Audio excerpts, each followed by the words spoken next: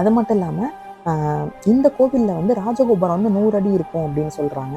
அது மட்டும் இல்லாமல் ஒவ்வொரு மார்ச் மற்றும் ஏப்ரல் மாதத்தில் வந்து சூரிய ஒளி கதிர் வந்து நேராக ஏகாம்பரேஸ்வரரோட சன்னதி மேலே அந்த சிவலிங்கத்து மேலே படுது அப்படிங்கிறது சொல்லப்படுது. அதுவுமே வந்து ஒரு தனி சிறப்பு. ஸோ இப்படி பல சிறப்புகள் மற்றும் பல அதிசயம் நிறைந்த கோவில் தான் இந்த செட்டிகுளத்தில் இருக்கிற ஏகாம்பரேஸ்வரர் சிவன் கோவில். ஸோ இந்த கோவில் வந்து நீங்கள் எக்ஸாக்டாக பார்த்தீங்கன்னா அதாவது இங்கே இருக்கிற செட்டிக்குளம் முருகன் கோயிலுக்கு நேராக ஆப்போசிட்லேயே தான் இருக்குது. ஸோ கண்டிப்பாக யார் யாரெல்லாம் முருகன் கோயிலுக்கு வரீங்களோ கண்டிப்பாக அந்த கோயிலை வந்து விசிட் பண்ணுங்கள். ஸோ இந்த பெயிண்டிங்ஸ் எல்லாமே பார்த்தீங்கன்னா உள்ளே இருக்கிற மண்டபத்துக்கு மேலே இருக்கிற பெயிண்டிங்ஸ்.